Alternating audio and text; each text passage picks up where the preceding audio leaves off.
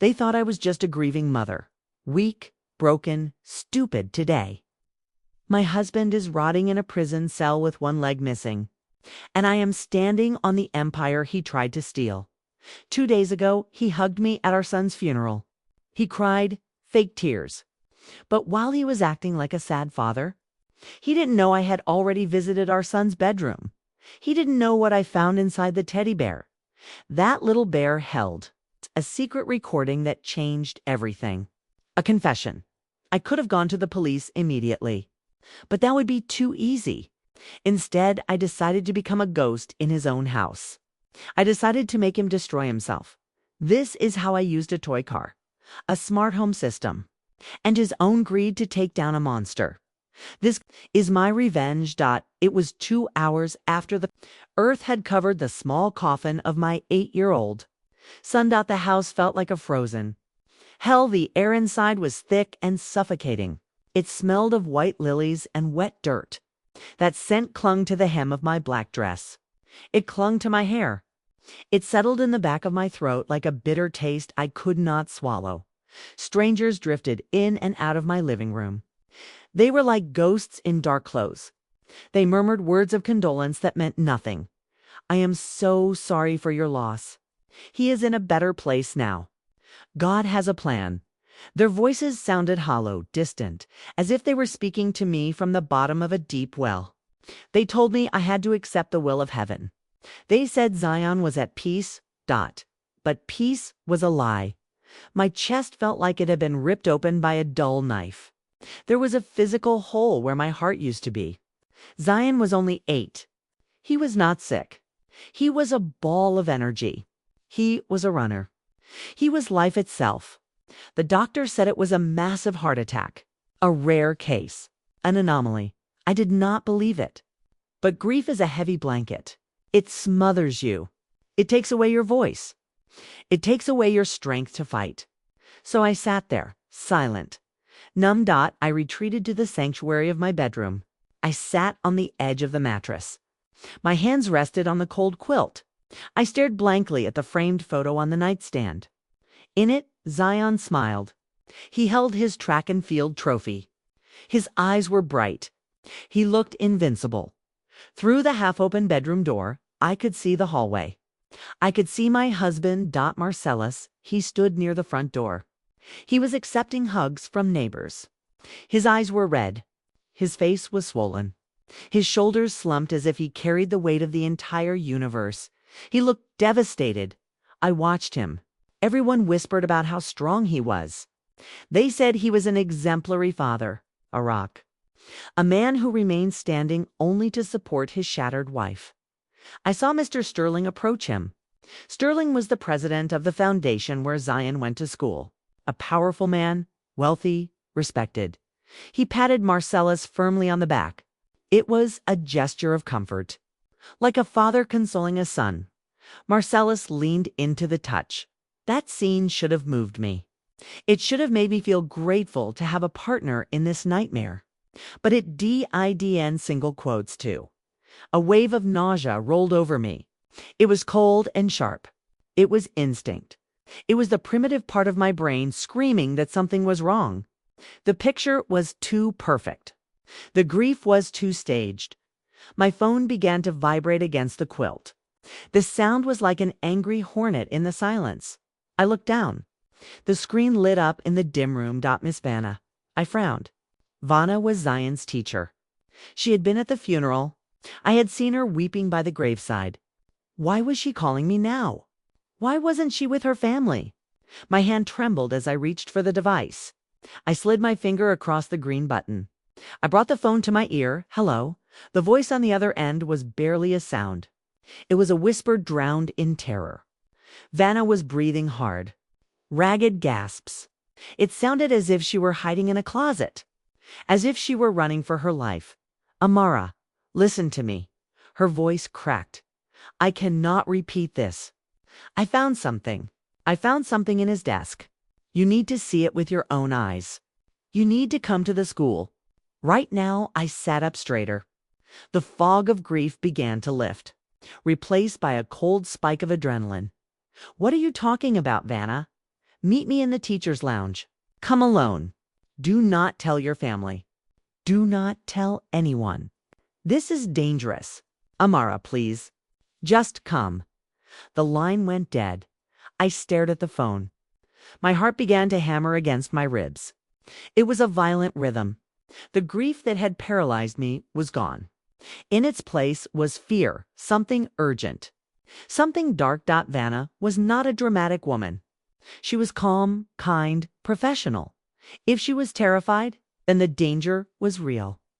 I wiped the tears from my cheeks with the back of my hand. I stood up. My legs felt heavy, but I forced them to move. I had to go. I had to know. I walked out of the bedroom. I dragged my feet. I feigned a fatigue heavier than I felt. I needed a lie. I needed to escape the house without questions. I approached the porch. Marcellus was still talking to Mr. Sterling. The evening air was cool. Rain had started to fall. A slow, miserable drizzle. Marcellus looked at me. His eyes were soft, tender. It was a look that would have fooled the devil. "Amara, you should be resting." I rubbed my temples. I kept my voice weak. "I have a terrible headache, Marcellus. The migraine is blinding me. I left my strong medication in the glove box of the car. I need to go to the corner store to get water. I need fresh air for 5 minutes, please." He stepped forward. He reached for my hand. "I can go for you, honey. You stay here." I pulled back gently. Just a fraction of an inch. "No, I need the air.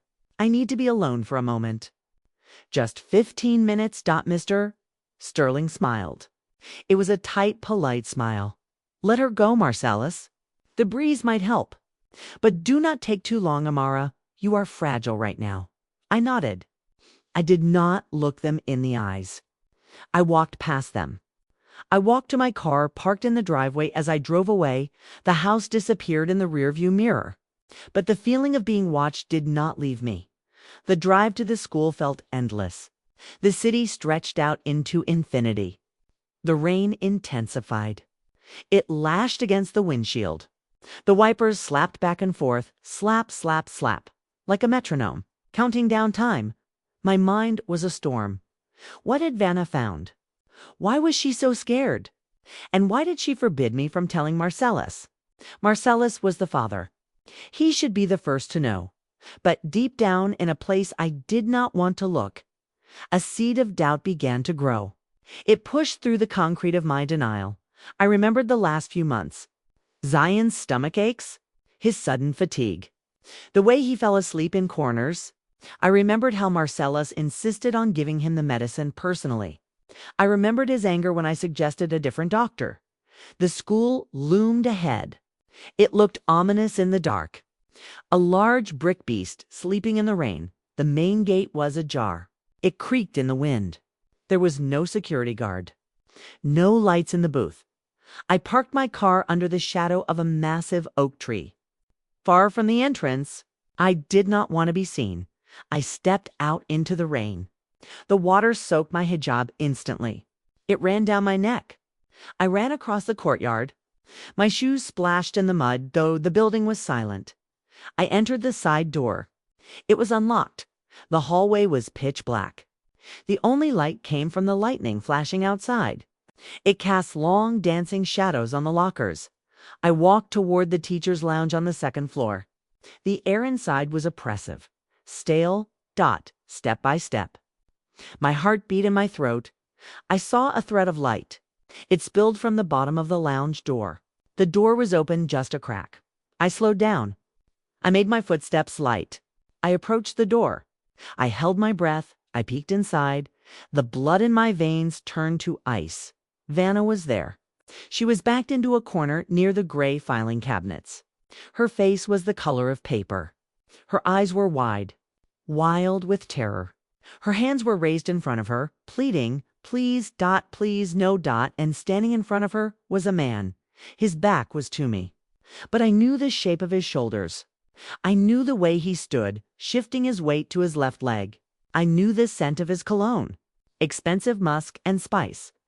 It was Marcellus, my husband, the grieving father, the man I had left on the porch 10 minutes ago. He held something in his hand. A small black object. It looked like a USB drive. His voice was low. It was cold. It was sharp like a razor blade. It lacked any warmth. It lacked any humanity. You should have mind your own business, Vanna. Curiosity is a dangerous thing. I pushed the door. The hinges groaned. The sound was like a gunshot in the silence. Marcellus spun around, fast. Predator fast. The neon lights buzzed overhead. They illuminated his face. For a second, his expression was pure rage. A mask of hate. But then, as his eyes locked on mine, the mask shifted. It melted. It transformed back into the sad, broken husband. Amara. He said my name. But it sounded wrong. He quickly slid the black device into his pocket. He tried to hide it. But I saw it. I leaned against the doorframe. My legs felt like water. What are you doing here, Marcellus? He walked toward me. His arms opened. I could not stand being at the house, Amara. The memories were too loud. I came to get his things. I wanted to save his drawings before the cleaners came tomorrow. He lied. I looked at Vanna. She was trembling. She was shaking so hard her teeth chattered. I looked into her eyes. I needed the truth. But Marcellus turned his head slightly. He shot her a look. Glare. A promise of violence. Vanna swallowed hard. Yes, Amara. He just came for the box. We were just talking about Zion. She was lying. The sweat on her forehead gave her away. The terror in her eyes screamed the truth. Marcellus put his arm around my shoulders. His grip was tight. Too tight. It hurt. Come, let us go home.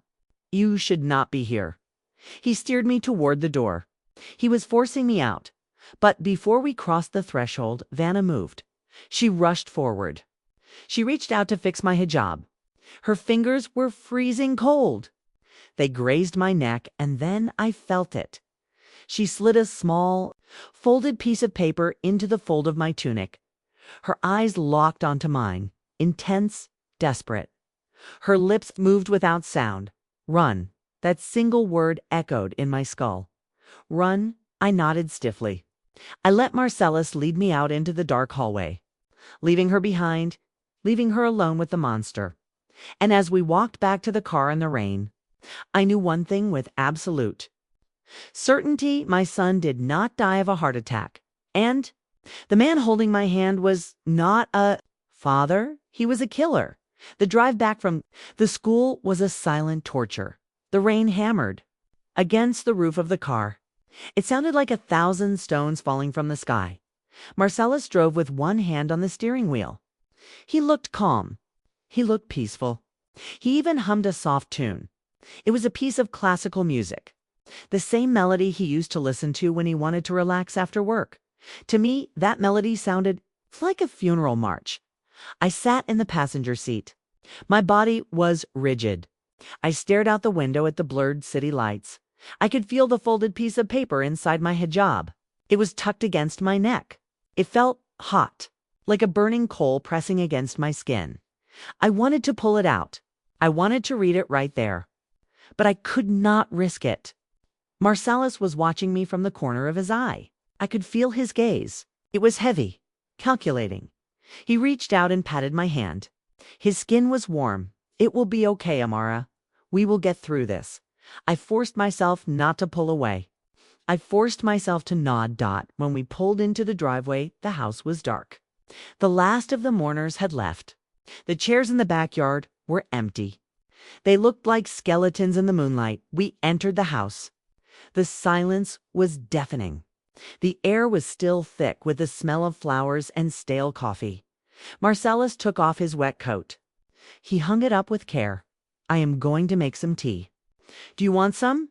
His voice was normal. To normal. No. I feel dizzy. I need to lie down. I just want to sleep, Marcellus. He looked at me for a long second. He was studying my face, searching for a crack in my mask. Okay, rest well. I will be in the study if you need me. I walked up the stairs. My legs felt like lead. I could feel his eyes burning into my back until I turned the corner. I went into the master bedroom. I closed the door. I turned the lock. Click. That small sound gave me a moment of safety. I leaned my back against the wood.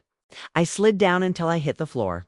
My hands were shaking so hard I could barely reach into my hijab. I pulled out the paper. It was a page torn from a spiral notebook. The edges were ragged. The handwriting was rushed, scribbled in blue ink. It was barely legible. I held it up to the dim light of the bedside lamp. I squinted to read the words, Zion did not have a heart attack. They changed his medicine. It was poison. Check the teddy bear in his room. He recorded something before he died. Be careful. Your husband is dangerous. The air left my lungs. Poison. Poison. The word echoed in the empty room. Poison, my baby, my sweet boy. He had not died of a sickness. He had been murdered slowly, systematically, right? Under my nose and the man making tea in the kitchen was the executioner rage. It was not grief anymore. It was a cold white fire in my stomach. I wanted to scream. I wanted to run downstairs and tear the house apart. But I remembered Vanna's face. Her terror. I had to be smart. I had to be quiet. I stood up. I took off my shoes. I needed to move like a ghost. I opened the bedroom door. I listened. Downstairs I heard the clinking of a spoon against a ceramic mug. Marcellus was in the kitchen. I had time. I crept down the hallway to the door next to ours. Zion's room. I turned the knob slowly. The mechanism was well oiled. It made no sound. I slipped inside, closed the door behind me. The smell hit me first. It smelled of baby lotion and peppermint. It smelled of the laundry detergent I used for his clothes. It smelled of him. The room was exactly as he had left it. Building blocks were scattered on the rug. A half-finished puzzle sat on the desk. His superhero posters watched me from the walls. My eyes filled with tears. But I blinked them away. I could not cry now. I had a mission. I scanned the room, checked the teddy bear. There were many toys. Zion loved his stuffed animals. But there was only one bear that mattered. It was sitting on his bed. It was a large brown bear. One I was slightly scratched. The fur was matted in places where Zion had hugged it to sleep every single night for 3 years. He called it Mr. Bruno. I walked to the bed. My footsteps were silent on the carpet. I picked up the bear. It felt heavy, heavier than I remembered. I sat on the edge of the bed. The mattress springs creaked softly. I froze. I waited. Silence from the hallway. I turned the bear over. I examined its back. The fur was thick and soft. I ran my fingers along the central seam. There, midway down the back, the texture changed. The original stitching was machine-made. Perfect. Invisible. But here in the middle, there was a rough patch. The thread was different. It was slightly darker, thicker. The stitches were uneven, clumsy. Someone had opened this bear and sewn it back together. Zion had learned to sew in his arts and crafts class last month. He had been so proud of his needle and thread kit. My heart hammered. Against my ribs, I needed to open it. I looked around for a tool. I went to his desk. I opened the top drawer, pencils, erasers, a ruler. And there in the corner, a small pair of nail clippers that it would have to do. I grabbed the clippers. I rushed back to the bed. I sat down and pulled the bear onto my lap. My hands were sweating. The metal clippers were slippery. I hooked the edge of the clipper under the dark. Thread, snip. The sound was loud in the quiet room. I pulled the thread. It came loose. Snip, snip. I worked feverishly. I was terrified Marcellus would walk in. If he found me here with the bear, he would know. He would know I knew. I cut through the last stitch. The back of the bear gaped open. The white fiber stuffing spilled out like a cloud. I pushed my hand inside. The stuffing was soft and dry. I dug deeper. My fingers brushed against the fabric skin of the toy. Nothing. I dug towards the stomach of the bear. Nothing. Panic rose in my throat. Was it a lie? Was there nothing here? Then my fingertips grazed something hard. It was cold. It was plastic. It was rectangular. I grabbed it. I pulled it out through the hole in the back. It was a small black device. A digital voice recorder. I recognized it immediately. It was a spy toy, a cheap plastic gadget my friend Khalil had given Zion for his birthday. Zion loved to play detective. He used to record himself singing or telling jokes. I held the device in my palm. It felt like a bomb. This was it. The voice from the grave. I looked at the small screen. It was blank. I pressed the power button on the side. The screen lit up with a faint blue glow. The battery was low. 1 bar left. There was 1 file saved. I looked at the date. It was from 3 days ago. The day before he died, my thumb hovered over the play button. I was terrified of what I was about to hear. I was afraid to hear his voice. I was afraid to hear the pain. But I had to know. I brought the recorder close to my ear. I turned the volume down to the lowest setting. I did not want the sound to carry. I pressed play. A hiss of static, then a small voice. Weak, hoarse. It didn't sound like my happy boy. It sounded like a tired old man trapped in a child's body. Today, my tummy hurt again. Dad gave me the red medicine. It tastes really bitter. Not like the one Mom gives me. Tears streamed down my face. Hot and fast. I'm scared to tell Mom. Dad gets mad when I complain. He says I have to be brave. A pause. A cough. Dad says it is a super vitamin. He says it will make me strong. But I feel worse every time. I feel like I am fading away. The recording continued. I heard the sound of a door opening in the background. Heavy footsteps on the hardwood floor. I froze. It was the sound of the room I was sitting in, right? Now. Then I heard a voice. It was deep, calm. Marcel, us, but he wasn't talking to Zion. He was talking on the phone. Don't worry. Mr. Sterling, I already upped the dose. The kid won't make it to next week. The world stopped spinning. As soon as he dies, his grandfather's inheritance is released. It goes to the guardian's account, meaning mine. Then we split it 50-50, like we agreed. I covered my mouth with my hand to stifle a scream. The recording ended. I sat there in the dark. The little black box in my hand was heavy with the weight of a murder. He did it for money.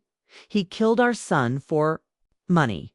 Suddenly, the doorknob of the bedroom jiggled. The metal rattled. Amara. Marcel's. As voice came from the hallway. It was right outside the door. Why is the door locked? Are you in there? His tone was not soft anymore. It was sharp. Suspicious. Open the door, Amara. I looked at the open window. I looked at the recorder in my hand. He knew. The little black box in my hand was warm. It was the only source of heat in a room that had suddenly gone cold. The voice of my son had faded into static. But the words he spoke were burned into my mind. They were branded there like cattle marks. Red medicine. Bitter taste. I looked at the recorder. The timestamp on the screen blinked. The recording was 3 minutes long. I had only listened to the first half. I needed to hear the rest. Outside the door, the handle rattled again, violently. Amara, open this door right now. I know you are in there. Marcellus's voice was low. Dangerous. It was the growl of a dog before it bites. I ignored him. I pressed the volume button down to the absolute minimum. I held the speaker directly against my ear. I pressed it so hard the plastic dug into my skin. I needed to hear the end.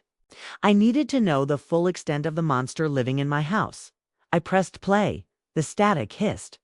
Then came the sound of heavy footsteps on the recording. It was the sound of leather shoes on hardwood floors. I knew that sound. It was the rhythm of my husband walking, confident, arrogant. Then came the sound of a phone being dialed. Beep, beep, beep. Silence. Then a voice answered on the other end. It was faint, barely a whisper on the tape, but distinct. Sterling here. I froze. My blood stopped moving in my veins. Mr. Sterling, the pillar of the community, the man who had held my hand at the funeral service just hours ago, the man who ran the Foundation for Children. Marcella spoke to him. His tone was casual, bored, as if he were ordering a pizza, not discussing the murder of his own child. The boy is getting weaker. The new dose is working faster than we thought. I felt a scream rising in my throat. It was a physical thing, a ball of acid and fire. I clamped my hand over my mouth. I bit down on my knuckles until I tasted copper. I could not scream. If I screamed, he would break the door down. The voice on the tape continued. I made sure Amara suspects nothing. She thinks it is just a stomach bug. She trusts me. She is a good wife. She is stupid. Stupid. The word hung in the air. He called me stupid. For trusting him. For loving him. For believing that a father would protect his cub. I looked at the door. The wood vibrated as Marcellus pounded on it with his fist. Amara, do not make me break this door down. I stared at the wood. I imagined him on the other side. The man I had shared a bed with for 10 years. The man I had cooked for. The man I had prayed for. He was a stranger. He was a demon wearing human skin. I focused back on the tape. The inheritance clears on the 1st of the month. Marcellus said, as soon as the death certificate is signed, inheritance, my father's money. The trust fund he had set up for Zion, it was millions.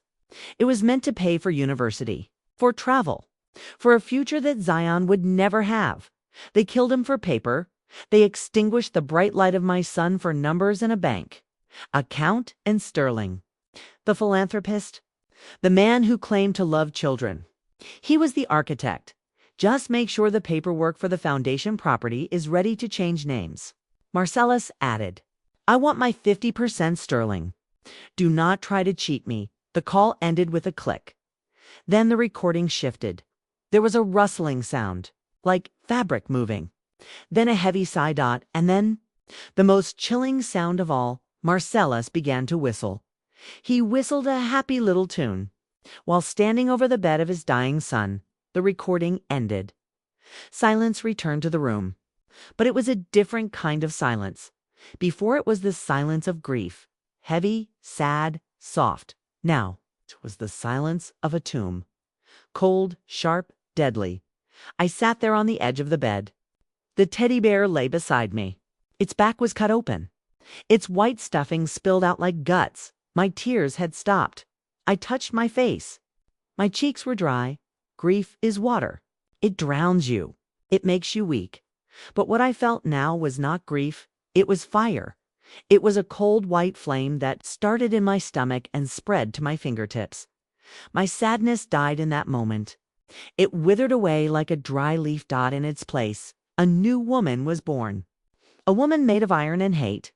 I looked at the door. Marcellus was no longer knocking. He was quiet. That was worse. The silence from the hallway was heavy with intent. He was listening. He was calculating. He knew I was in Zion's room. He knew I had been gone too long. He knew about the bear. If he came in here, if he found me with the recorder, I would be next. The heart attack would strike again. A grieving mother takes her own life. That is what the headlines would say. I stood up. My legs were steady. My hands stopped shaking. I took the small black recorder. It was the most dangerous weapon in the world. It was the truth. I slipped it inside my bra, close to my heart. I could feel the cold plastic against my skin. It was a reminder. Do not forget. Do not forgive. I grabbed the teddy bear. I could not leave it here. It was the witness. I looked around the room one last time. The superhero posters. The unfinished puzzle. The smell of peppermint. I am sorry, baby. I whispered. I am sorry I was blind. I am sorry I let the monster in. But I promise you this. I clenched my fists. My nails dug into my palms. They will pay. They will lose everything. I will burn their world to the ground. And I will watch them scream. Suddenly, a loud crack echoed through the room. The doorframe splintered. Marcellus had thrown his shoulder against the wood. The lock groaned. The metal bent. He was coming in. I did not have a weapon. I did not have a phone. I did not have a plan. I looked at the window. It was raining hard outside. The wind was howling. The branches of the great sycamore tree lashed against the glass. Tap. Tap, tap, like a finger beckoning me. We were on the 2nd floor. It was a 20-foot drop to the wet grass below. I looked back at the door. Crack. A piece of wood flew across the room. I could see part of Marcellus's face through the gap. His eyes were wild. There was no mask now. Only the predator. Open the door, Amara, or I will kill you. He did not whisper it this time. He shouted it. He confirmed it. If I stayed in this room, I would die. I ran to the window. I threw the latch. It was stiff with old paint. I pushed with all my strength. It gave way. The window flew open. The wind rushed in. It brought the rain with it. Cold water slapped my face. It soaked my dress instantly. I climbed onto the sill. The wind tried to push me back. The rain blinded me. I looked down into the darkness. I could see nothing but shadows and mud. I looked back at the door. Marcellus hit it again. The hinges screamed. The door began to fall inward. He was inside. He saw me on the windowsill. His eyes went wide. He roared, a sound of pure fury. No, he lunged across the room. He scrambled over the toys on the floor. He was fast. I did not think. I did not hesitate. I grabbed the thick branch of the sycamore tree. The bark was rough. It was slippery with moss and rain. I launched myself into the void. For a second I was flying, weightless, suspended in the dark. Wet night, then gravity took hold. My hands scrambled for a grip. The rough wood tore my skin. My muscles screamed. I swung wildly above the ground. Above me, Marcellus leaned out the window. His face was twisted in the lightning flash. He looked like a demon peering down from hell. He reached out a hand to grab me, but he was too late. I was gone. I was in the night. I was in the storm. And I was angry. The rough bark of the sycamore branch tore into my palms. I swung in the darkness. My legs kicked at the empty air. Rain lashed against my face. It blinded me. It filled my nose and mouth with the taste of cold metallic water. Above me, the window of my son's bedroom glowed like a yellow eye. Marcellus was there. I could see his silhouette against the light. He was leaning out. His hands gripped the frame. He looked like a gargoyle perched on a cathedral. He was scanning the darkness, searching for me. A flash of lightning ripped the sky open. For a split second, the garden was as bright as day. I froze. I pressed my face against the wet wood of the branch. If he looked down, he would see me. I was a black stain against the gray sky. He shouted something. The wind tore the words away. But I heard the rage in his voice. It was a primal sound. He disappeared from the window. I knew what that meant. He was coming down. He was coming to the garden. I had seconds. I let go of the branch. I fell. It was only a few feet to the ground, but the landing was brutal. I hit the mud hard. My ankle twisted. A sharp pain shot up my leg. I bit my tongue to keep from screaming. I rolled over. The mud was cold. It seeped into my clothes instantly. It clung to my skin like a second grave. I scrambled to my feet. My ankle throbbed, but I ignored it. Pain was information. It told me I was still alive. I heard the back door of the house slam open. Dot, bam, dot, heavy boots hit the wooden deck. Amara. He screamed my name. He was not pretending anymore. There was no sweetness, no concern, only the hunt. I saw the beam of a flashlight cut through the rain. It swept across the rose bushes. It swept across the swing set where Zion used to play. I pressed myself against the side of the house. I was in the shadows. My heart was a drum in my chest. Boom, boom, boom. It was so loud. I was sure he could hear it over the storm. I had to move. If I stayed here, he would find me. He knew every corner of this garden. He had designed it. I looked toward the back gate. It was 50 yards away. 50 yards of open lawn. If I ran, he would see me. If I stayed, I would die. The flashlight beam moved toward the garage. He was checking the cars. He thought I would try to take the sedan. This was my chance. I took a breath. I pushed off the wall. I ran with a limp. My wet dress tangled around my legs. The mud sucked at my bare feet. I did not look back. I focused on the gate. It was a black iron mouth in the darkness. I heard a shout behind me. Hey, he had seen me. I heard the thud of his boots on the grass. He was fast. He was stronger than me. He was uninjured. I reached the gate. My hands fumbled with the latch. It was slippery with rain. Open. Please open. The metal was cold and stubborn. I heard his breathing behind me. He was close. I could hear the wet slap of his feet on the pavement. The latch clicked. I threw the gate open. I squeezed through. I slammed it shut behind me. I did not stop. I was in the alleyway behind the house. It was narrow, dark. I turned left and sprinted. I heard the gate crash open behind me. He was still coming. I needed to get to the main road. I needed lights. I needed witnesses. I ran until my lungs burned. I ran until the taste of blood was in my throat. The alley opened up onto a side street. Streetlights. The yellow glow reflected on the wet asphalt. It looked like gold. I looked over my shoulder. The alley was empty. I had lost him. For now, I slowed to a walk. I could not run anymore. My legs were trembling uncontrollably. I hugged myself. I was shivering violently. It was not just the cold. It was the adrenaline crash.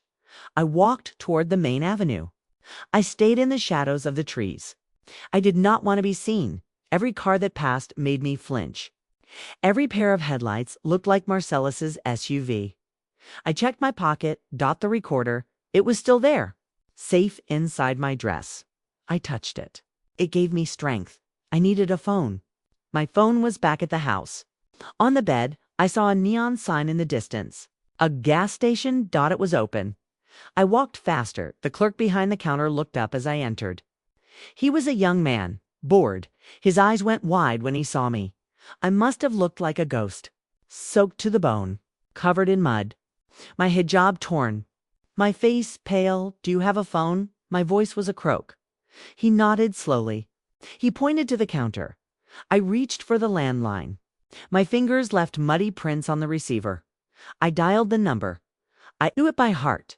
Halil. It rang once, twice, 3 times. Pick up. Please pick up. Khalil was an investigative journalist. He slept with his phone on. But it was 3 in the morning. Hello? His voice was thick with sleep. Khalil. I whispered his name. Amara. He was awake instantly. The sleep vanished from his tone. What is wrong? Why are you calling from a strange number? Khalil, help me. I started to cry. The dam broke. I slid down the side of the counter. I sat on the dirty floor of the gas station. He killed him. Halil. Marcellus killed Zion. What? He poisoned him. I have proof. I have a recording. I was sobbing now. I could not breathe. Amara, listen to me. Where are you? I am at the gas station. The one on the highway. Near the old bridge. Stay there. Do not move. Go into the bathroom and lock the door. Do not come out until you hear my voice. I am coming. He hung up. I handed the phone back to the clerk. I am sorry. I walked to the back of the store. I found the restroom. I went inside. I locked the door. It was a small room. It smelled of bleach and cheap soap. The light flickered. I stood in front of the mirror. I looked at myself. The woman staring back was a stranger. Her eyes were dark hollows. Her skin was gray. Her lips were blue from the cold. But there was something else in her face, something new. The fear was receding. The shock was fading. Beneath the mud and the tears there was steel. I washed my face with cold water. I cleaned the mud from my hands. I took the recorder out of my dress. I dried it carefully with paper towels. I sat on the closed toilet lid. I clutched the device with both hands. I waited. Every sound made me jump. A car engine outside. The bell on the door. Footsteps. Was it Khalil? Or was it him? 10 minutes passed. Then 15. Then I heard a voice outside the door. Amara, it is me. Open up. It was Khalil. I unlocked the door. He was standing there. He was wearing a coat over his pajamas. His hair was messy. He looked at me. He took in the mud, the torn dress, the terror in my eyes. He did not ask questions. He did not say a word. He pulled me into a hug. He held me tight. He smelled of tobacco and safety. I collapsed against him. My knees gave out. We walked to his car. He put me in the passenger seat.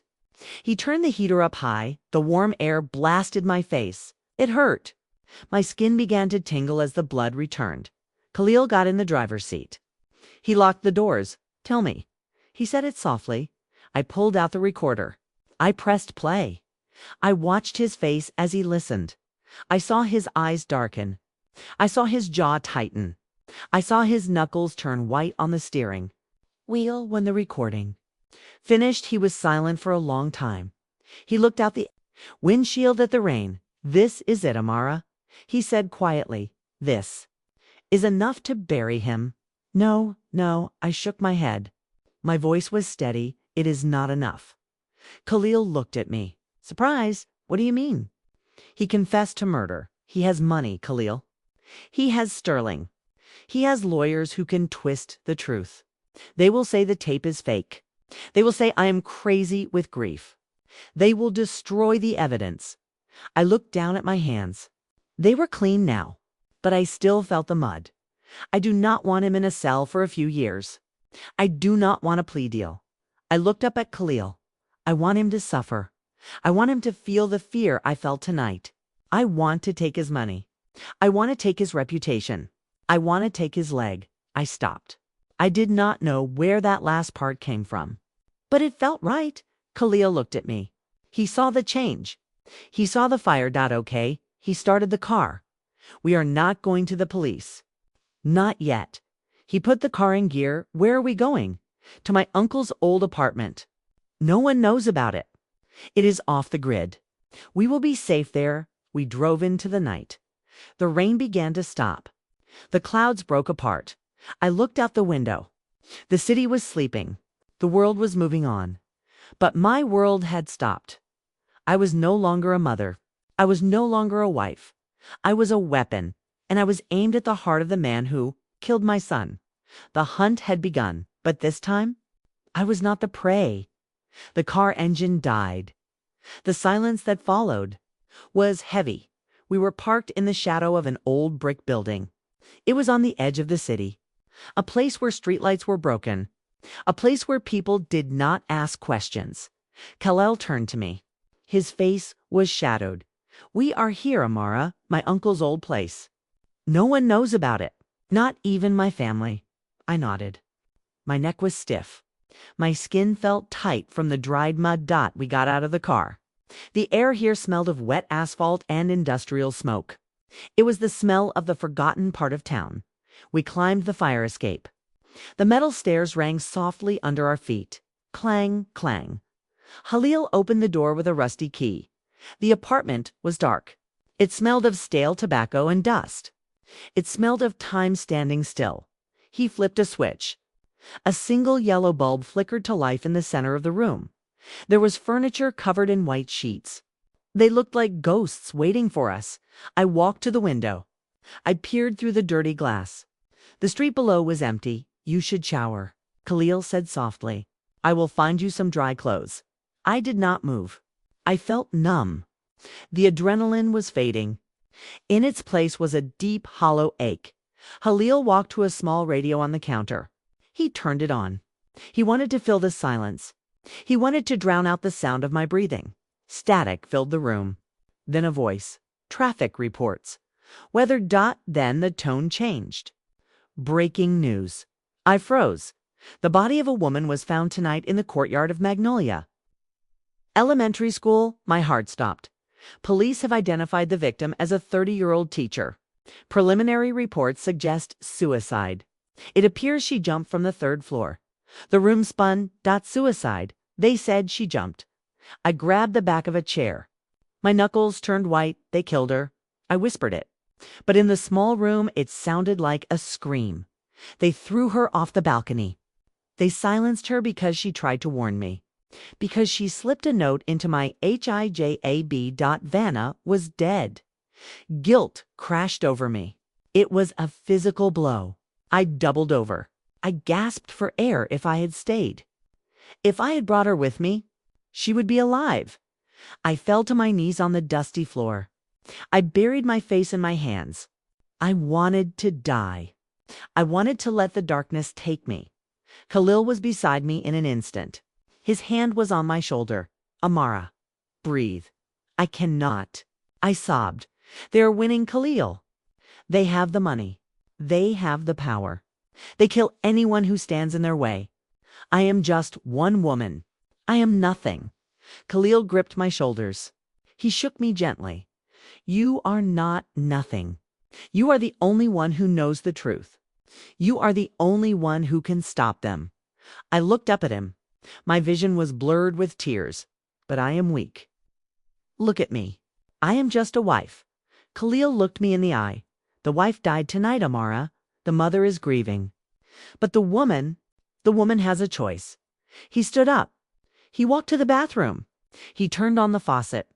The pipes groaned, go. Wash the mud off. Wash the fear off. Then we plan. I stood up. I walked into the small bathroom. The light was harsh. The mirror was cracked in the corner. I looked at my reflection. I saw a woman I did not recognize. Her hijab was torn. Her dress was ruined. Her eyes were red and swollen. She looked like a victim. She looked like the woman Marcellus had married. The woman he called stupid. The woman he thought he could crush. I hated her. I hated her softness. I hated her tears. I hated the way she had trusted a monster for 10 years. I turned on the shower. The water was cold.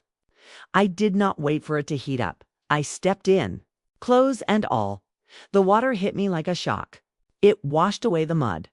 It washed away the smell of the swamp. It mixed with my tears and washed them down the drain. I stripped off the ruined dress. The dress I had worn to bury my son. I threw it in the corner. It was a pile of black, wet fabric. It looked like a dead animal. I scrubbed my skin. I scrubbed until it was red. I wanted to scrub away his touch. I wanted to scrub away the memory of his lies. I turned off the water. I stepped out. I grabbed a rough towel. I dried myself with harsh movements. I looked at the mirror again. My hair was wet. It hung down to my waist in dark waves. Marcellus loved my long hair. He used to brush it. He used to say it made me look like a queen. He used to wrap it around his hand. He owned my hair. I looked at the sink. There was a pair of scissors sitting on the porcelain. Old, rusty, heavy. I picked them up. The metal was cold against my palm. I looked at my reflection. The wife keeps her hair long. The wife wants to be beautiful for her husband. But the hunter does not care about beauty. The hunter cares about efficiency.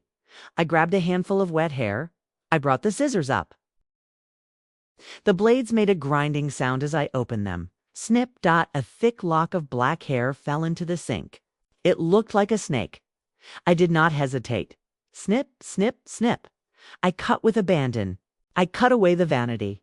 I cut away the submission. I cut away the years of trying to be perfect for a man who wanted me dead. Black strands covered the white porcelain. They covered the floor. I cut it short. Just above my shoulders, rough, uneven, jagged. I looked at myself. The face in the mirror was different now. The jaw was sharper. The neck was exposed. The eyes were huge and dark. There was no softness left. I opened the door. I walked out into the living. Alil was sitting at the table. He was reading papers. He looked up. His eyes went wide. He stared at my hair. Amara, he whispered. I did not apologize. I did not explain. Do you have the clothes? He nodded slowly.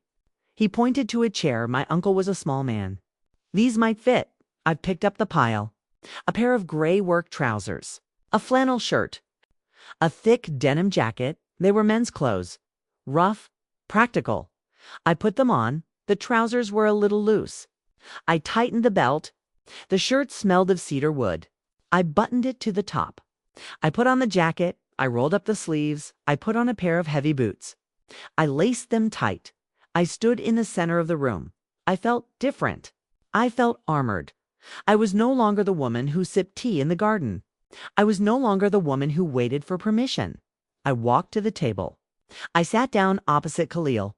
I placed my hands on the wood. They were steady. Khalil looked at me. He saw the transformation. He saw the death of the victim. He pushed a map across the table. This is the foundation building. This is where Sterling keeps his files. I looked at the map. I traced the lines with my finger. Marcellus has an office on the 12th floor. I said. His voice was calm. Flat dot, he keeps a safe behind a painting. An abstract piece. Blue and gray. I saw him open it once. Khalil nodded. We need to get in there. We need more than the recording. We need the financial records. We need the poison trail. I can get in. How? Khalil asked. Security will be tight. Especially after the news about Vanna, I pointed to the papers on the table. They use a cleaning service. Spotless Solutions.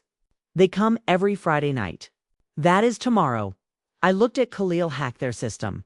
Add a name to the roster. What name? SADE. It was my middle name. A name I never used. A name Marcellus did not know. Khalil typed on his laptop. The keys clicked rapidly. Done. You are on the list. Shift starts at 6 p.m. I nodded. I leaned back in the chair. I thought about Vanna falling in the rain. I thought about Zion drinking the bitter medicine. I thought about Marcellus drinking whiskey and laughing. He thinks I am dead. I said, or he thinks I am running. Hiding in a hole somewhere, crying. I touched my short hair. He is wrong. I stood up and walked to the window. The rain had stopped. The city lights were flickering back on. Let him sleep tonight. Let him think he has one. Let him plan his spending spree. Tomorrow I walk into his castle. Tomorrow I open his safe. Tomorrow I take his life apart. Piece by piece. I turned back to Khalil. The tears are gone, Khalil. My voice was low. It was the sound of a closing casket. Now, we hunt. The sun was setting over the city. The sky was the color of a fresh bruise. Purple and black. I stood in front of the cracked mirror in the safe house. I adjusted the blue hijab. It was cheap polyester. It scratched my neck. It was tight. I looked at my uniform. It was a light blue tunic and trousers. The fabric was stiff.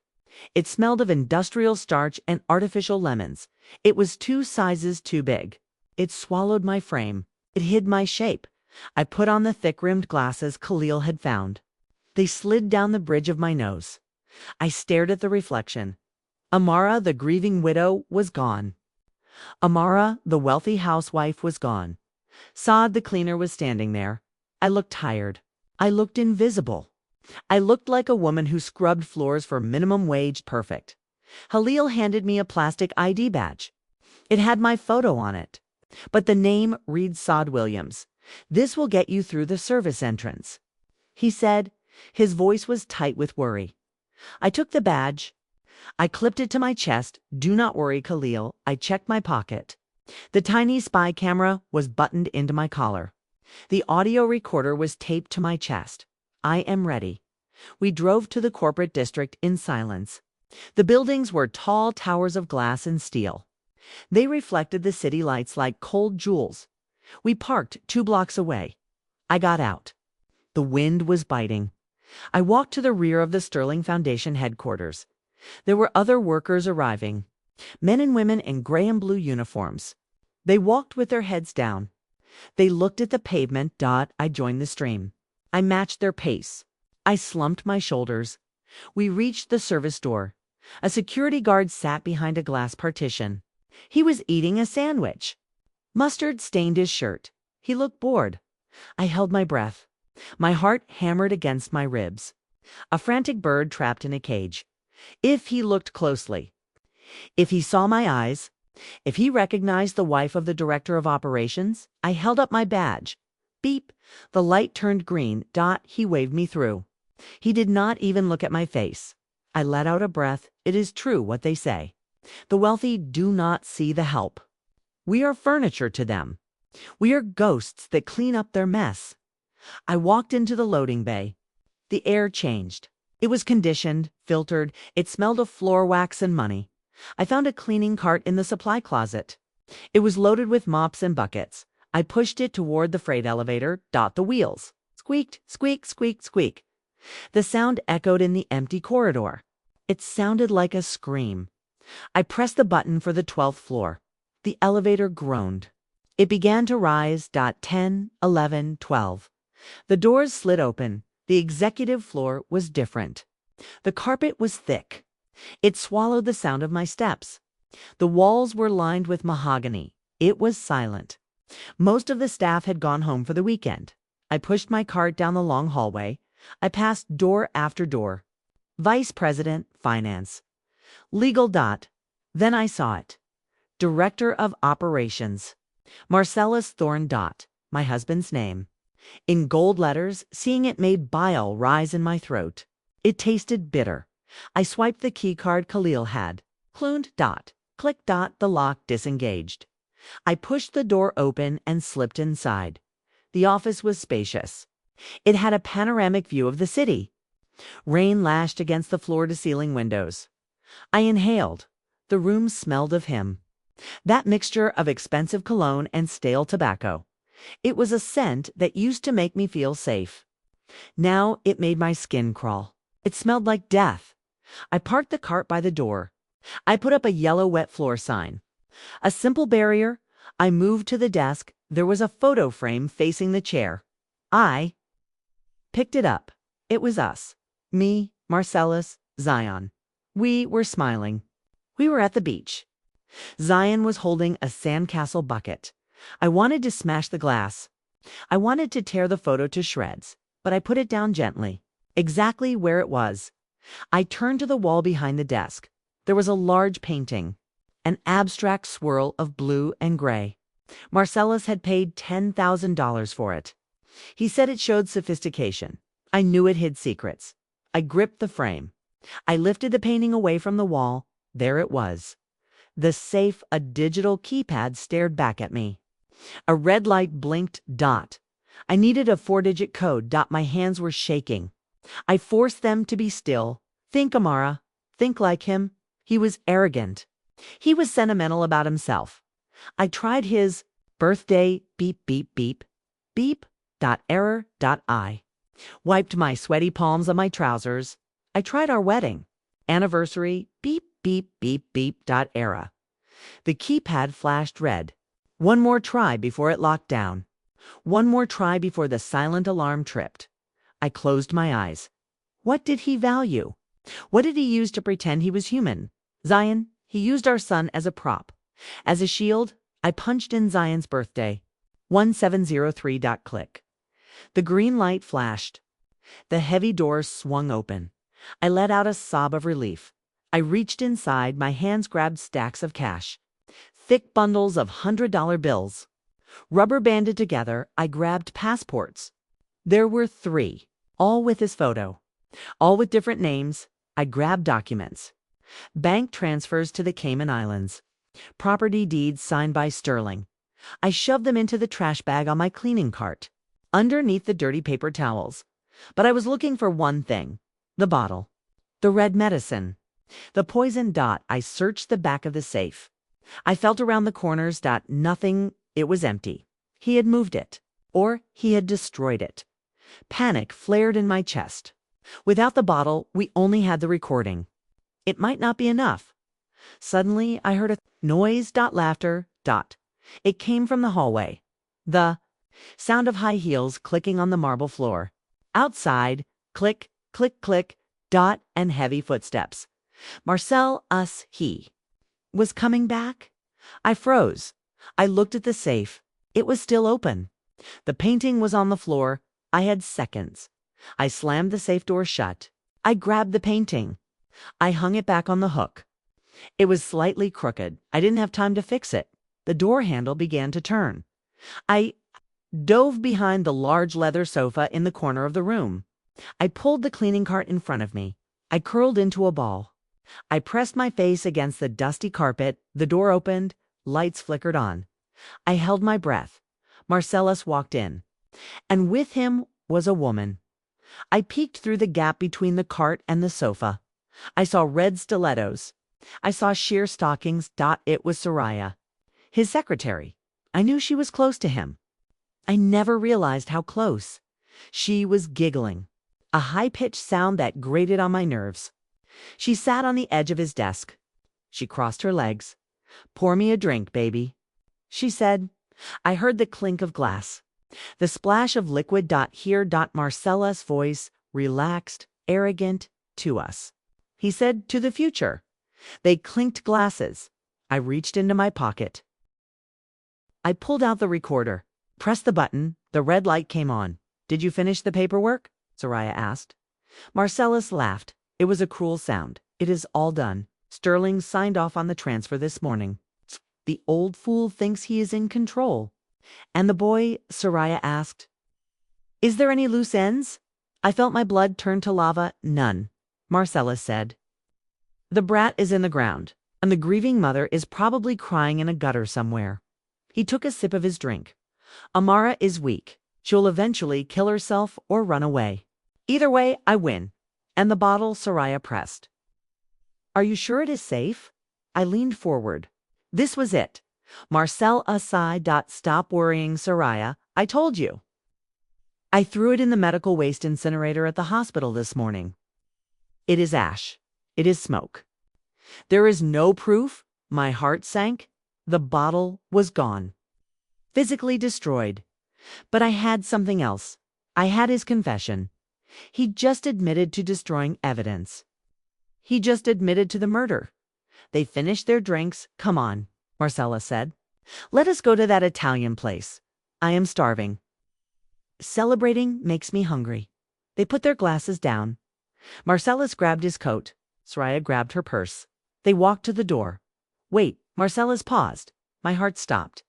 Did you move the painting? He asked. No. Soraya said. Why, it looks crooked.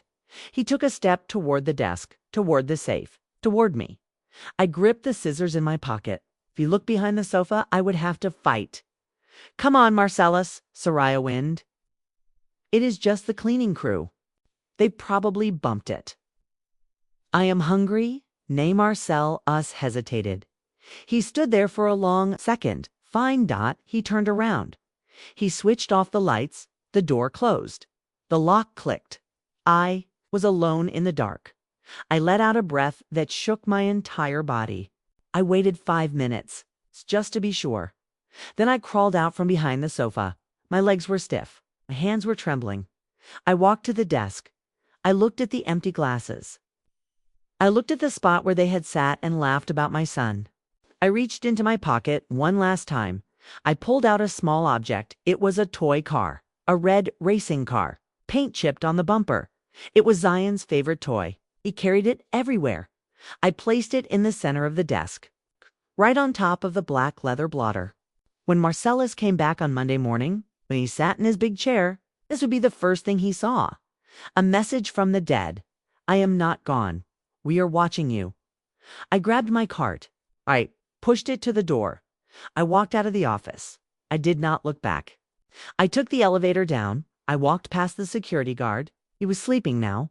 I walked out into the cold night air. Khalil was waiting in the car. I got in. I threw the wig off.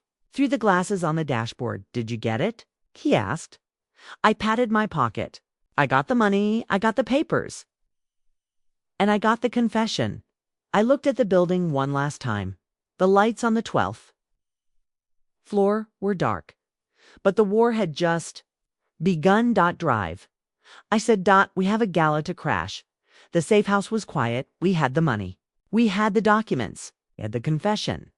But it was not enough. A good lawyer could fight documents.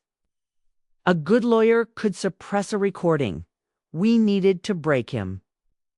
We needed to shatter his mind before we shattered his life. Khalil sat at the wooden table. His laptop hummed in the silence. He cracked his knuckles. Do you remember the system he installed last year? Khalil asked. I nodded. The fortress. That is what Marcellus called it. Smart locks, smart lights, smart thermostat. Cameras in every room.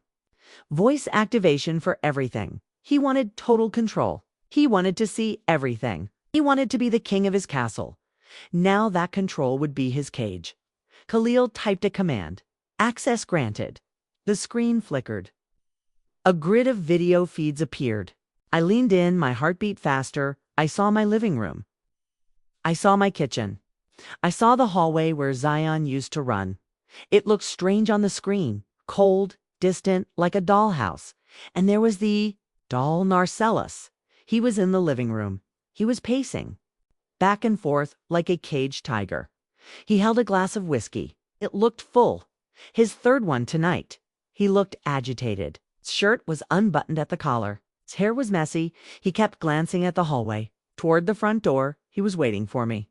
Or for the police. Or for a ghost. He sat down heavily on the leather sofa. He rubbed his face with both hands. Khalil looked at me. His eyes were hard, ready to play. I nodded. Let the ghosts in. Khalil tapped a key. Operation. Haunt. Phase 1. On the screen, I saw the lights in the living room dim.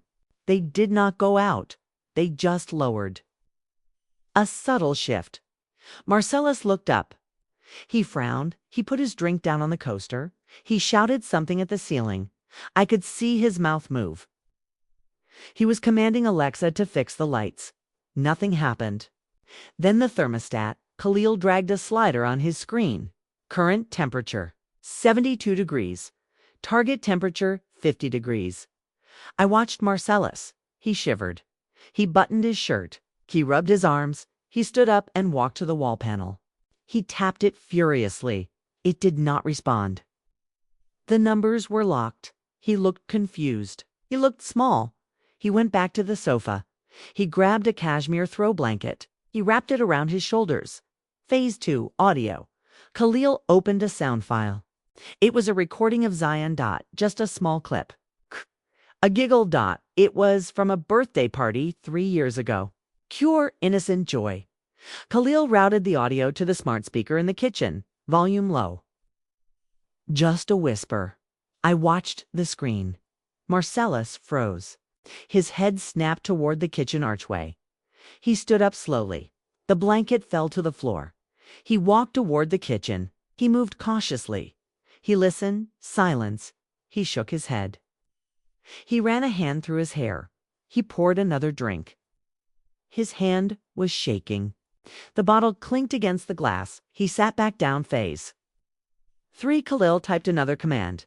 The television turned on. It was a 60-inch screen mounted on the wall. A black mirror. It flared to life. Static. White noise. Hissing. Loud. Marcellus jumped. He spilled his drink on the rug. He grabbed the remote. He pressed the power button. Click, click, click. Nothing. The static got louder. It filled the room. Chaotic scream of digital noise. Then we cut the feed. Black screen. Marcellus was breathing hard. I could see his chest heaving, even through the grainy camera feed. He was terrified of the supernatural. He told me once. On our honeymoon, in a moment of weakness, he said he believed that sins left a mark. That the dead could come back to collect debts. He tried to hide that fear with money and suits and arrogance, but the fear was there, buried deep. Tonight we were digging it up. We let him calm down. We waited an hour. He fell asleep on the sofa, passing out from the whiskey and the stress. Khalil looked at me. Wake-up call. He activated the master bedroom speakers upstairs, and the hallway speakers, and the living room speakers. Volume maximum sound file. Zion's cry. The one from the bear. The one where he said his stomach hurt. The sound blasted through the house. It was distorted, echoing my tummy hurts. Marcellus woke up screaming. He fell off the sofa. He scrambled backward on his hands and knees. He looked around wildly. Who is there? He screamed at the empty room. Show yourself. We switched the lights. Strobe. EFFECTON. Off, on, off. Red, white, red. White. The house became a disco of terror. Marcellus covered his ears. He curled into a ball on the expensive Persian rug. He was crying. I watched him. I felt no pity. I felt no satisfaction yet. Only cold resolve. He had listened to our son cry in pain and did nothing. He had increased the dose. Now he could listen to the echo. He grabbed his phone. He dialed a number with trembling fingers. I saw the name on the screen via the hack. SARIAH. She answered. Marcellus. It is 3 a.m. They are here, Soraya. They are here. Who? The ghosts, Zion, Amara. They are in the house. The lights, the voices. You are drunk, Marcellus. Go to sleep. No. Listen to me. They're coming for me. Soraya sighed. Her voice was cold. You are losing it. Stop drinking. We have the gala tomorrow. Pull yourself together. You are scaring me. She hung up. He was alone, totally alone in a house that hated him. Khalil stopped the lights. We left him in the dark. We watched him shiver until dawn. He did not sleep again. He sat with his back to the wall, watching the shadows. The next day was the gala, the day of his public triumph, the day he would receive the Father of the Year award, the day of his destruction. We spent the morning preparing. Khalil edited the video file. We had the footage from the office, the confession, the photos of the documents, the recording from the bear. We mashed it up. We added subtitles. We made a movie, a horror movie, starring Marcellus Thorne. We drove to the hotel where the gala was being held. The Grand Ballroom. It was a place of crystal chandeliers and velvet curtains. It's a place for lies to be celebrated. We parked the van in the loading zone. Khalil had his laptop open. I can access their AV system from here. He said, the hotel Wi-Fi is weak. Their firewall is a joke. We waited, night fell. Limousines started arriving. I saw them on the monitor. Men in tuxedos, women in diamonds. They were laughing, drinking champagne, celebrating the foundation. Celebrating the money they stole from children like Zion. I saw Sterling arrive. He was in a wheelchair now. Stroh had taken his legs, but not his greed. He was pushed by an aide. He looked smug. Then I saw Marcellus. He looked terrible. His skin was gray. His eyes were sunken. He had cut himself shaving. He looked like a man who had seen hell. He walked into the ballroom. He shook hands. He forced a smile, but his eyes were darting around, checking the shadows, checking the corners. The ceremony began. Speeches, applause, polite laughter. Sterling spoke first. He talked about legacy, about protecting the vulnerable. I wanted to vomit. Then it was Marcellus's turn. He walked up to the podium. The spotlight hit him. He flinched. He looked like a deer in the headlights. He looked at the microphone like it was a snake. He started to speak. Thank you all for coming. His voice cracked. It was dry. It has been a hard year. Losing my son. Losing my wife. He wiped a fake tear, but we must go on. We must build for the future. That was the cue. Khalil hit the enter key. Showtime. The N. Giant screen behind Marcellus flickered. The logo of the foundation disappeared. Static filled the screen. A screeching noise tore through the speakers. The audience gasped. Hands covered ears, then silence. The screen went red. Blood red. Text appeared in black. Sharp font. I know what you did. Marcellus turned around. He saw the words. He dropped his notes. They scattered on the stage like white feathers. Then the audio started. It was clear, crisp, amplified to deafening levels. The kid won't make it to next week. Marcellus's voice filled the room. As soon as he dies, the inheritance is released. The audience froze. Champagne glasses stopped halfway to mouths. The room went deadly silent. Marcellus grabbed the podium. He looked like he was going to faint. The video changed. It showed the hidden camera footage from the office.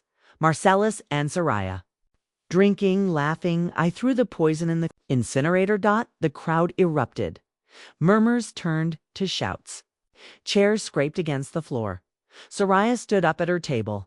She was pale. She grabbed her purse. She tried to run. Sterling sat in his wheelchair. His mouth hung open. Marcellus yelled into the microphone, "Turn it off! Turn it off! It is a lie! It is a fake!" But the video kept playing. It showed the bank transfers.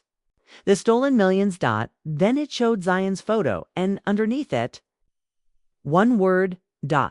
Murderers. The video ended. The lights came up, harsh and bright. Marcellus stood there, exposed, naked in his guilt. He looked at Sterling. Sterling was pointing a shaking finger at him. "You fool! Sterling shouted. You led them to us. Marcella snapped. Me. He screamed back. It was your idea. You planned it. You wanted the money. He was confessing live. In front of 300 witnesses.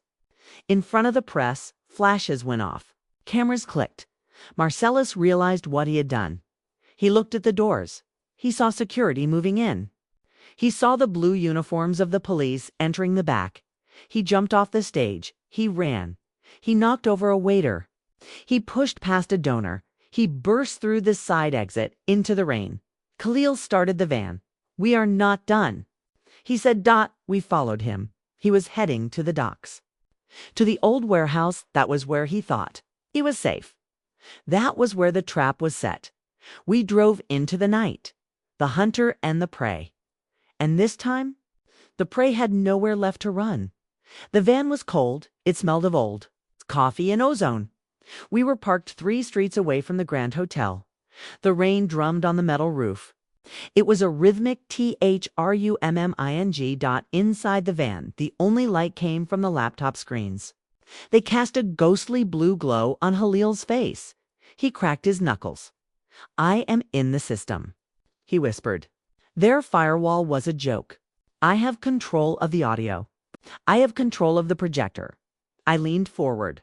I stared at the monitors. We had a live feed of the ballroom. It was a sea of black, tuxedos and glittering diamonds. I could almost smell the expensive perfume through the screen. I could imagine the clinking of crystal champagne flutes, the polite laughter, the rustle of silk gowns. It was a room full of vultures. And tonight we were going to feed them a carcass. There he is. Halil pointed to the center of the screen. Marcel, us. He walked into the frame. He looked terrible. His skin was the color of wet ash. His eyes were sunken deep into his skull. He had cut himself shaving on his jaw. A small red nick. He was sweating. I could see the sheen on his forehead under the crystal chandeliers. He was shaking hands, forcing smiles. But his eyes were darting around the room, checking the shadows, looking for ghosts. Mr. Sterling was there too. He sat in his wheelchair like a king on a throne. His stroke had taken his legs, but not his arrogance. He looked smug. He looked untouchable. The lights in the ballroom dimmed. A hush fell over the crowd. The master of ceremonies walked to the podium. Ladies and gentlemen, please welcome our Father of the Year, Mr. Marcellus. Thorn. Applause. It sounded like dry leaves rustling. Marcellus walked up the steps to the stage. He moved slowly, like a man walking to the gallows. He gripped the wooden podium. His knuckles were white. The spotlight hit him. He flinched. He shielded his eyes. He leaned into the microphone. Feedback wind. A sharp screech. The audience winced. Marcellus cleared his throat. Thank you, he croaked. His voice was dry. Brittle. It has been a hard year. The hardest of my life. Losing my son Zion. He paused for effect. He wiped a fake tear from his cheek. But we must move forward. We must honor his memory. That was it. That was the trigger. I looked at Khalil. Khalil pressed the enter key. On the screen inside the ballroom, the logo of the foundation flickered. It distorted. Static filled the giant projection screen. Gray and white noise. The audience murmured. Confusion rippled through the room. Then the sound hit them. We bypassed the volume limiters. We pushed the speakers to the maximum. A high-pitched screech tore through the air. People covered their ears. Glasses dropped and shattered on the floor. Then silence. Dead silence. The screen went red. Blood. Red. Giant black letters appeared. I know what you did. Marcellus spun around. He saw the words. He staggered back. He knocked over his water glass. Then the audio started. It was the recording from the bear. The kid won't make it to next week. Marcellus's voice boomed through the hall. It bounced off the gilded walls. It was undeniable. As soon as he dies, the inheritance is released. The crowd gasped. It was a collective intake of breath. Marcellus screamed into his microphone. Cut the feed. Cut it. It is a lie. But we had locked the system. The technicians were helpless. The video changed. It showed the hidden camera footage from his office. Marcellus and Soraya, drinking whiskey, laughing. I threw the poison in the incinerator. The ballroom erupted. It was chaos. A woman in the front row screamed.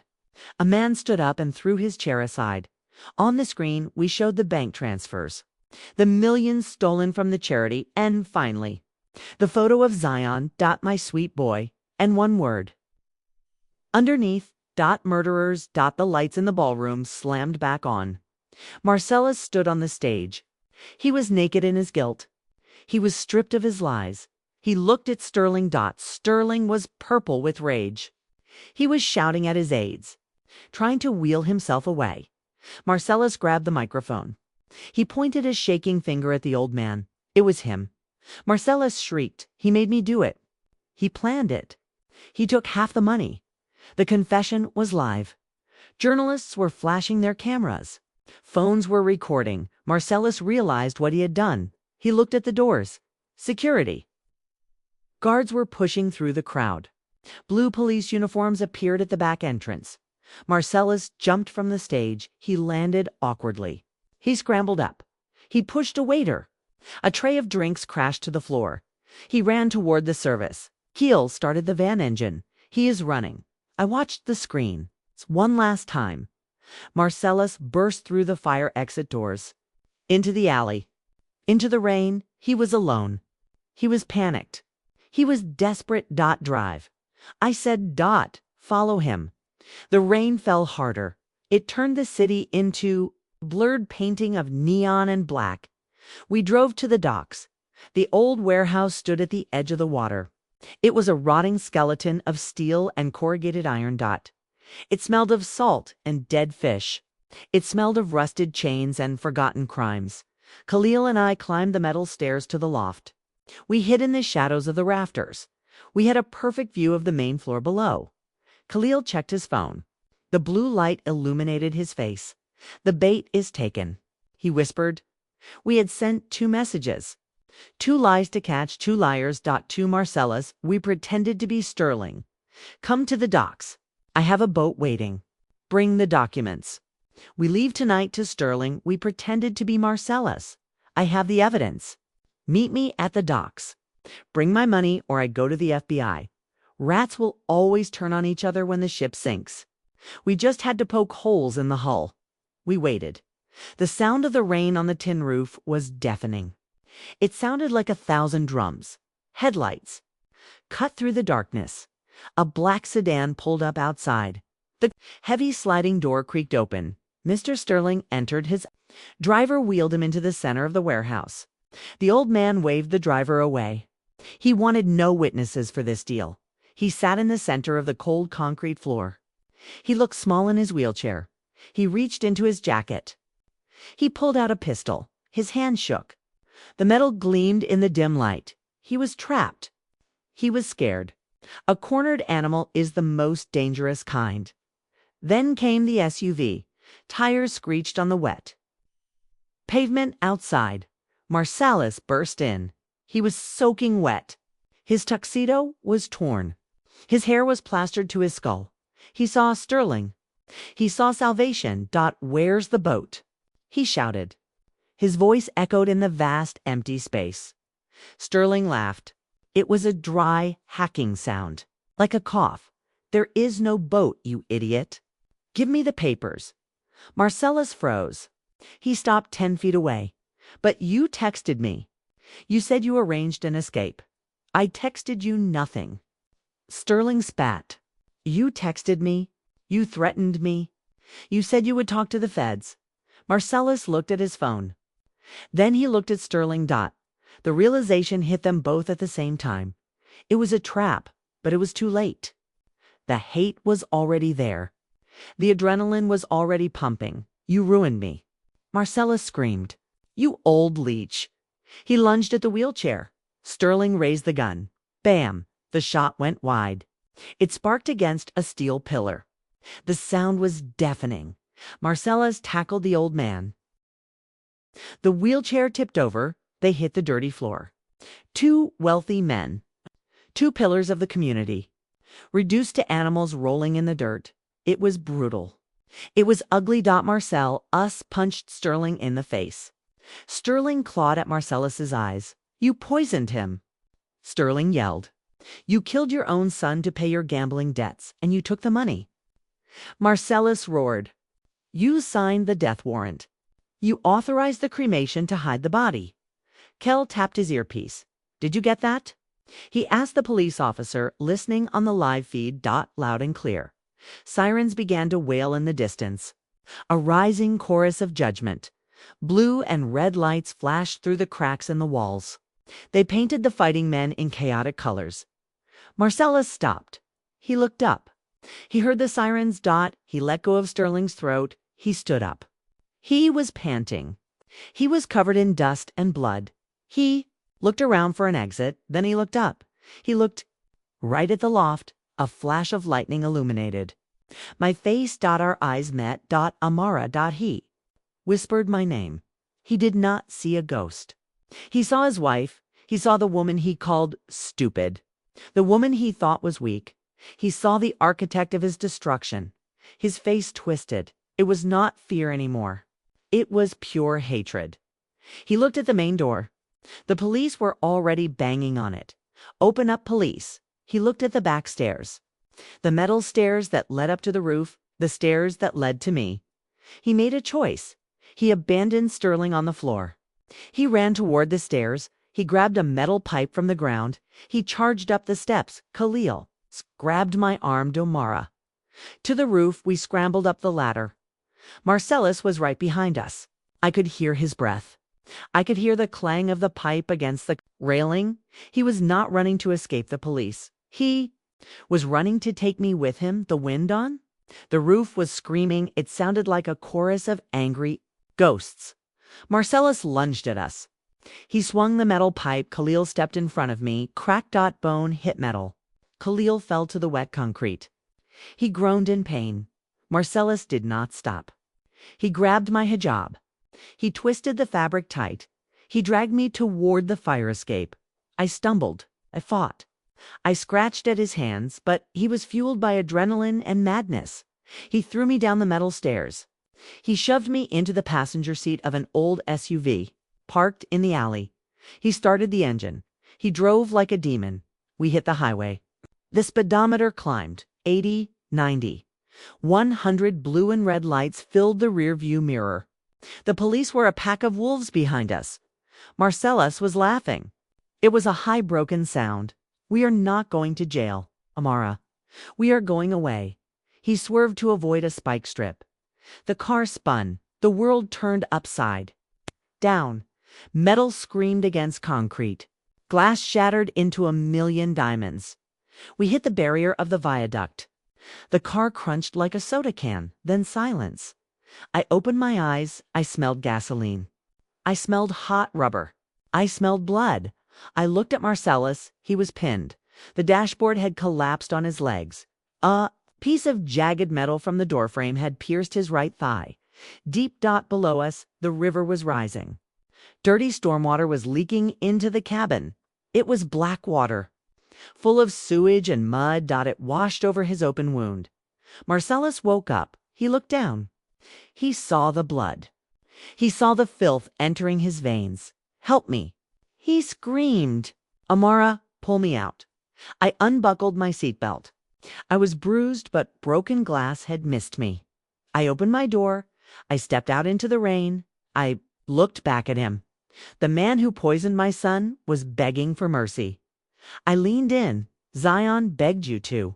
I whispered. I turned my back on him. I walked toward the police lights. I left him in the wreckage. They cut him out an hour later. They took him to the prison hospital. But the justice of the universe is precise. The dirty river water had done its work. Bacteria, sepsis, gangrene, the infection spread fast. It turned his skin black. It smelled of rotting meat. The doctors told him the news. The leg had to go. They amputated. Above the knee. When he woke up, he reached down. He felt nothing but a stump wrapped in bandages. He screamed. He wept. But no one felt sorry for him. It was poetic. He had attacked the body of his own son with poison. He had made Zion weak. He had made Zion unable to walk. Now, he would never walk again. He was a cripple in a cage. Sterling did not escape either.